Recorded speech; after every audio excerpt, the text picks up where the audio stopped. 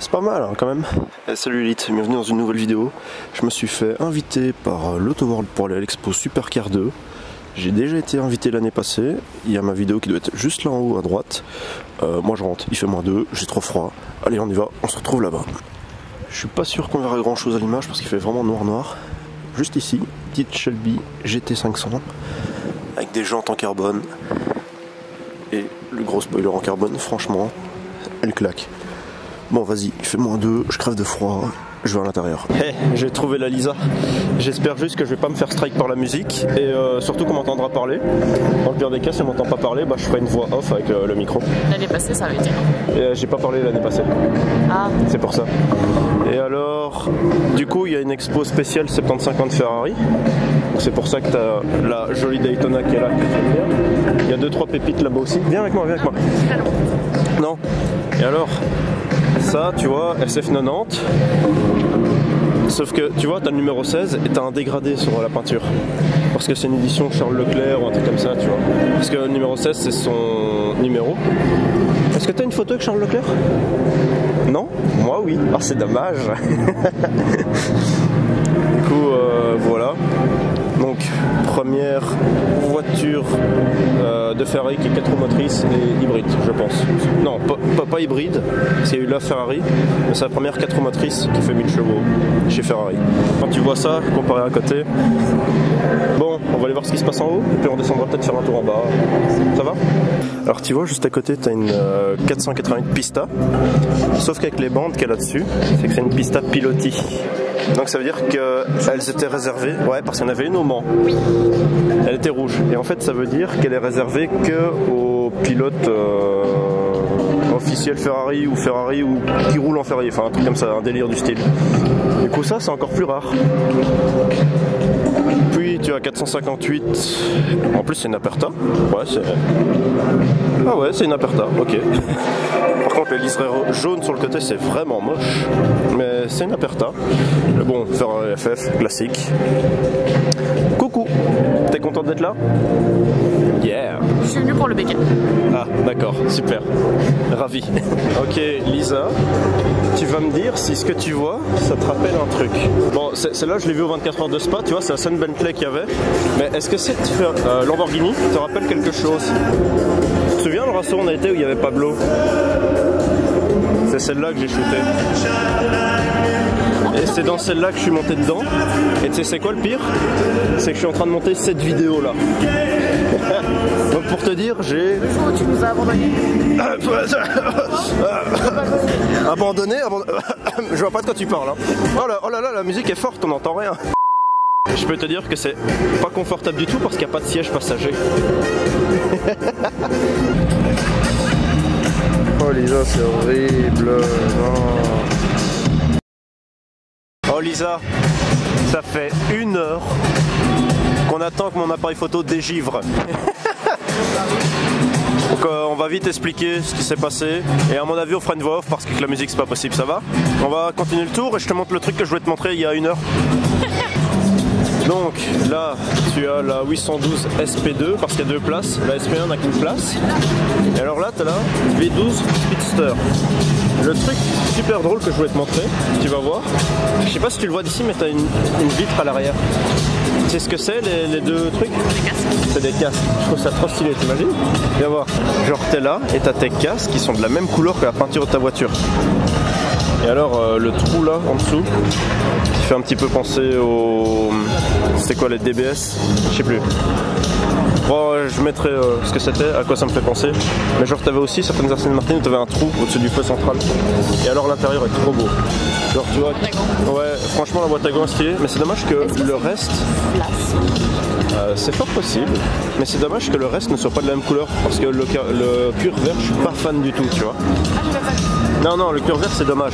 Ouais. Mais je veux dire, si c'était brun comme ça, elle aurait été incroyable. Ouais. Une des seules voitures que j'ai pas encore vues pour l'instant, à part, pour la première fois, je veux dire, et je la trouve mais magnifique. Juste un truc. Plus belle que la Ferrari d'ailleurs. Oui, moi aussi. Juste un truc, je trouve que le pare-brise c'est un peu cheap. Oui. Un peu, mais crois-moi que vu la forme qu'il a, il a une utilité. Une petite utilité, mais il a une utilité. Non, mais je trouve cheap. Ouais. alors tu vois, tu peux savoir que c'est un V12 juste parce que cette forme là dedans.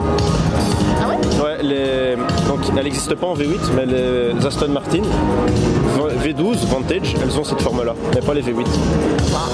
Enfin, une forme très similaire qui coupe comme ça. Non, elle est incroyable. Alors, Mercedes C111, donc c'est un prototype. Et celui-là, il vient du musée Mercedes en Allemagne. Et je l'avais déjà vu en 2013. Et ouais. Bah, ça date des années 70 ou 80, je sais plus trop. Mais c'était une étude de design, tu vois. Et ouais, c'est très spécial, on va pas se le cacher. Mais ils ont quand même réussi à ramener une voiture du musée Mercedes. Donc là, tu as une Dallara Stradale. Je pense que ça doit être la 3 ou 4e différente que je vois, mais j'en ai jamais vu une seule sur route. À chaque fois, je les ai vues soit au musée, soit au circuit de Spa, mais jamais sur la route. Et pourtant, c'est une voiture qui peut aller sur la route, parce que tu vois qu'il y a la plaque derrière. Et alors, ce qui est très drôle avec cette voiture, c'est que t'as pas de portière. En fait, c'est juste la partie au-dessus qui s'ouvre. Donc, tu dois vraiment enjamber le truc, quoi. Et quand tu te mets là à l'arrière, tu vois vraiment le sol en dessous. Donc de là, t'as un immense tunnel d'air. Très trop bien. Mais alors ce qui m'intéresse surtout, c'est la Lancia derrière, la 037 Evolution. Bon, elle n'est pas faite par Lancia, mais c'est néo-rétro, elle est copiée, tu vois. Et ça, c'est la plus belle voiture. Est-ce que tu es d'accord avec moi pour dire que c'est quand même une des plus belles qu'il y a ici? Ah merci. En plus, elle est verte. Ouais, non, en vrai, elle est trop belle, mais elle a l'air super large par contre. T'as quand même V12 et deux barquettes côte à côte. Là, on a deux 935. La première, on va dire, pilotée par Jackie X, pilote belge. Et la 935, la nouvelle, entre guillemets, basée sur une GT2 RS. Et alors, je vais te montrer, elle a des petits détails cool sur l'ancienne, qu'il n'y a pas sur la nouvelle, tu verras. Bon, déjà, le truc que je trouve dommage qu'ils n'ont pas fait sur la nouvelle, c'est le spoiler façon ancienne, tu vois. Je trouve que ça aurait été pas mal. Et alors, sur l'ancienne, regarde les rétroviseurs, comment ils sont.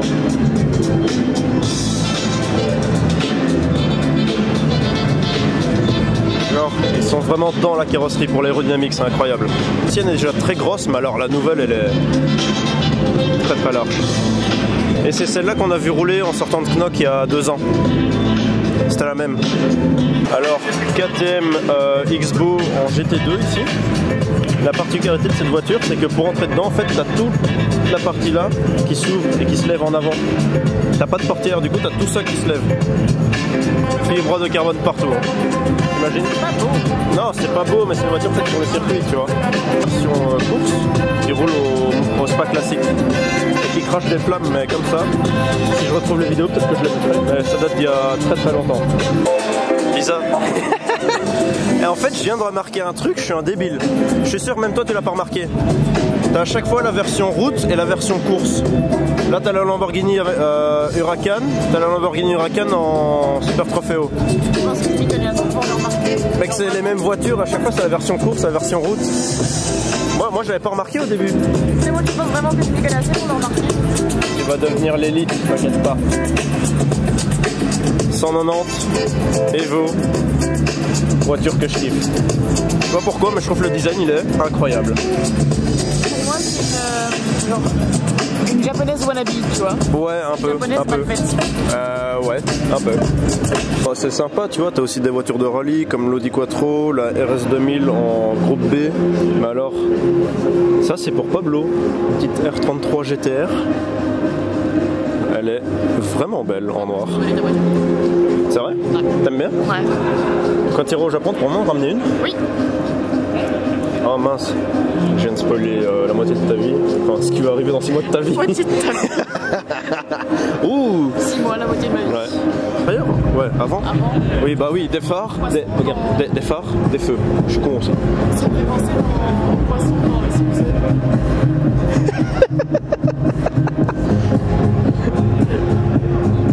Tu mettrais une photo du poisson dans les Oui, oui, je vais mettre une photo là, puis elle fera là, comme ça. Voilà, elle a fait le tour. Oh, tu vas te faire chier en montage. Ah putain, déjà que là tantôt ça m'a pris 10 minutes pour faire un truc. Petite TVR. Et alors, ça je sais pas ce que c'est, je sais juste que c'est du touring avec Jira, mais je sais pas c'est quoi la base en dessous, on ira voir après, pourquoi mon stabilisateur il bouge comme ça. Alors Lisa, j'ai trouvé la couleur préférée. Je trouve que, vu ton style, je me suis clairement pas trompé sur la couleur. Elle est rose. Oui, c'est un vieux rose. Ouais.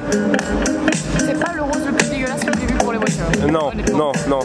Par contre, niveau voiture bizarre, Elle est immonde. il y a ça là qui est très bizarre. Et alors, l'Aston Martin, certainement la plus moche du monde, qui est là-bas derrière, on va aller la voir. Et l'Aston Martin la plus moche du monde quand même. Oui. L'Aston Martin Lagonda. Et alors, avec des pop-up. Mais alors, moi, ce que je comprends pas. Énorme. Ouais, ils sont énormes, mais alors la calandre est minuscule quoi. Citroën. Et alors, une Aston Martin Rapide, tout au bout. Ça me fait penser au dessin animé Les Rats. Ok.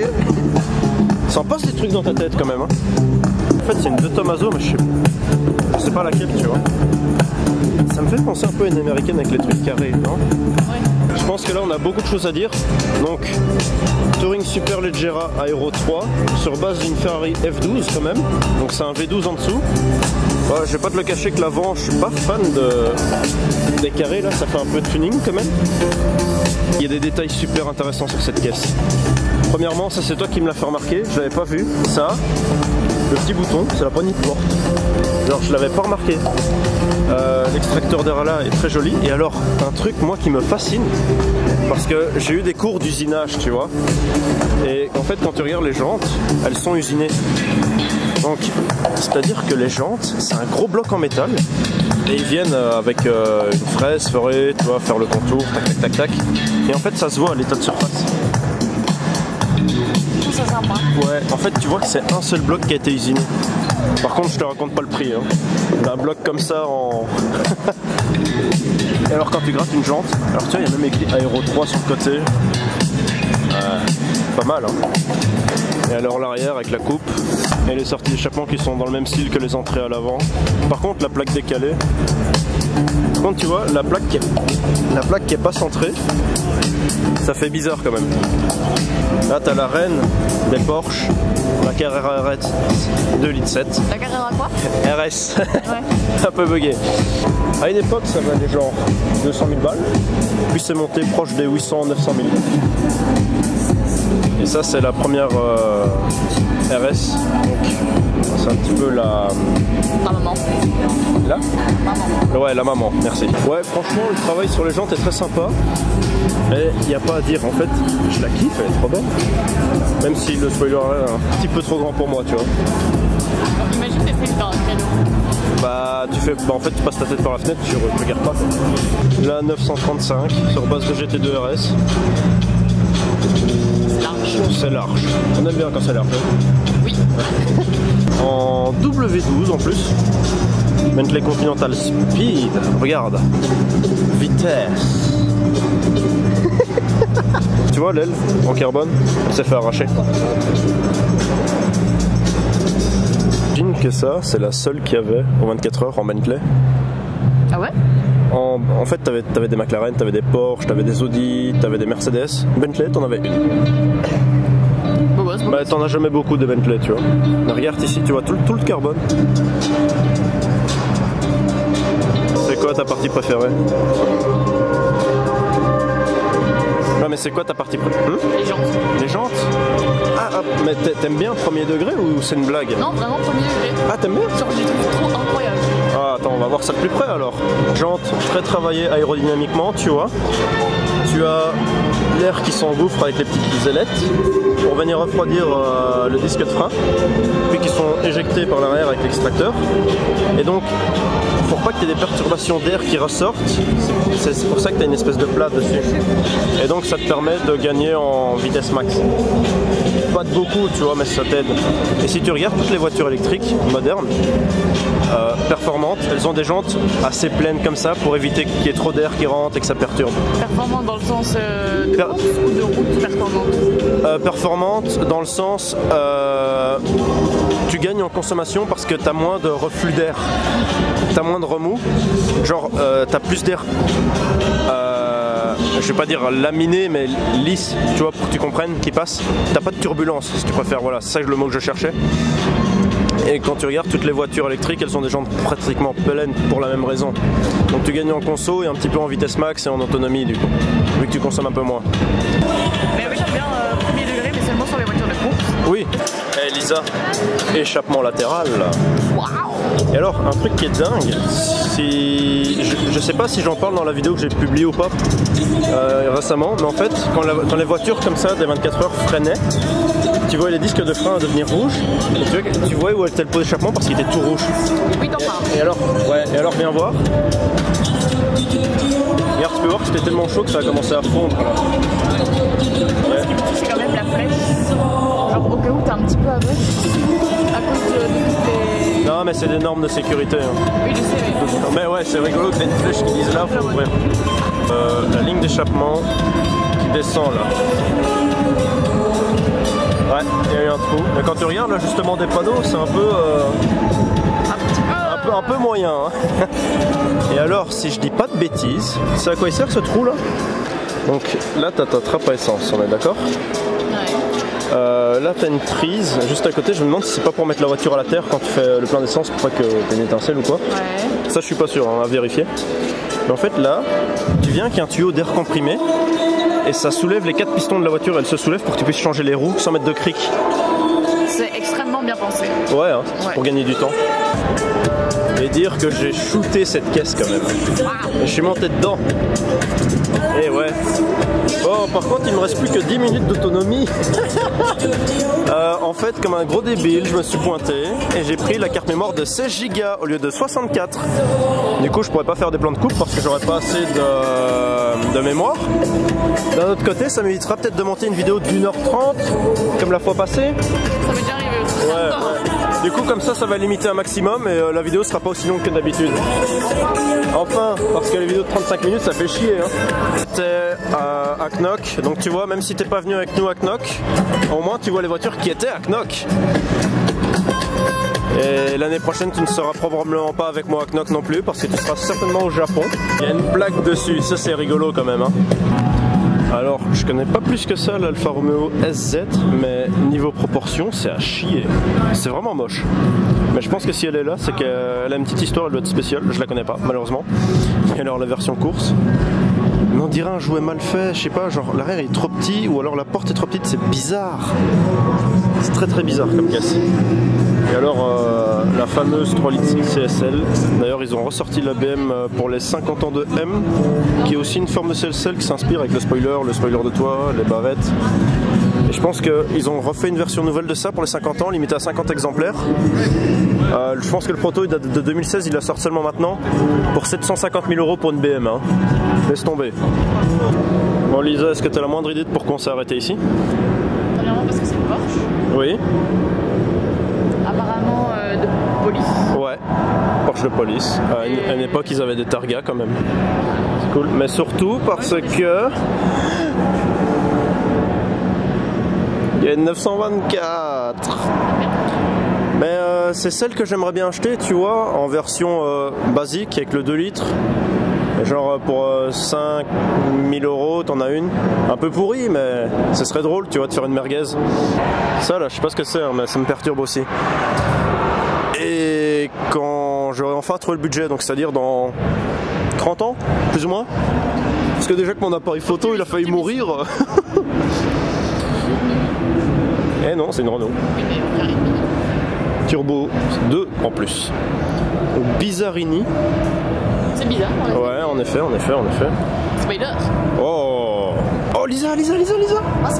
Regarde. C'est quoi ça?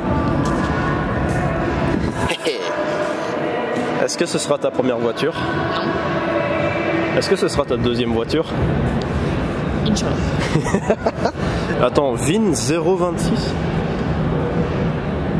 Lisa, c'est la 26e Mazda MX-5 au monde. Trop classe. Trop classe. Pablo, NSX. Mets un commentaire, fais un truc, je sais pas, montre que t'es là, putain. Mais il commande toujours. Non, c'est faux. Donc là on a encore une Touring Superleggera. Alors je sais pas te dire quel modèle, mais je sais juste te dire que c'est sur base d'une Maserati. Et à Knock, il y avait celle-là, et à côté il y avait la version mais pas cabriolet. Et alors bon, même si l'arrière j'aime vraiment pas... C'est trop bizarre. C'est bizarre, c'est très bizarre. Il faut avouer que la couleur, Elle est sympa. avec la capote bleue, les jantes... Bien, Ouais, et alors l'intérieur, je sais pas comment c'est crème, c'est beige? Non, c'est... comment on appelle ça Camel, ouais, camel. Les formes sont bizarres, mais je trouve que les couleurs sont très bien choisies, tu vois. J'aime bien la... Ouais, non, en fait, non. Donc ici, tu as quelques Ferrari exposés, parce que c'est les 70-50 Ferrari. Alors, tu as quand même des pépites, tu vois. 275 GTB. Alors, je sais pas pourquoi, il y a écrit alliage à l'arrière. Alloy. Je sais pas. 250 GT Drogo. Je ne connaissais pas cette voiture. Bon, là t'as une dyno, c'est un V6, on va pas en parler parce que c'est un V6, d'accord? D'accord. D'ailleurs, si tu regardes, il n'y a même pas de logo Ferrari. Comme je t'ai expliqué dans ma vidéo au Mans, oui. un V12. Oui. Voilà. Ok, il nous reste 1 minute 30 pour faire l'outro et la conclusion de cette vidéo parce que je me suis trompé de carte comme je l'ai expliqué. Du coup, il nous reste 1 minute 25. Alors, qu'est-ce que t'en as pensé? C'était moins bien que l'année passée. Alors, c'est ce que je me disais parce qu'il y avait moins de supercars, alors que le titre c'est quand même Supercar 2. En fait, Il y a moins de supercars, mais il y avait quand même des beaux modèles comme la Lancia, la V12 Speedster. Et comme je l'ai expliqué, tu avais la 935 moderne, l'ancienne, la 1M ancienne, la version course, tu vois. Donc en fait, d'un autre côté, c'était pas si mal. C'est juste que comparé à l'année passée, il y avait un peu moins. je trouve qu'ils auraient dû inverser les deux. C'est-à-dire que le premier s'appelait Supercar Story. Oui. Et c'était les supercars. Tandis que ça s'appelait Supercar 2. Et c'était le début des supercars. Tu vois ce que je veux dire? Il y avait un peu des deux. Et aussi, tu sais, il y avait des GTR 33, c'est pas vraiment une supercar pour moi. Une RS 2000 groupe B, c'est pas vraiment une supercar non plus. Il nous reste 30 secondes. Bah voilà, moi j'ai... Voilà. Après, Mais on vous conseille quand même d'y aller, tu vois, c'était cool. C'était sympa, surtout qu'il y avait des beaux modèles. Il nous reste 20 secondes avant que l'appareil photo s'éteigne. Tu dis ça en mode tu vas faire le montage à temps pour... Non, il reste 7 secondes. Salut l'élite. Allez, on va au BK maintenant.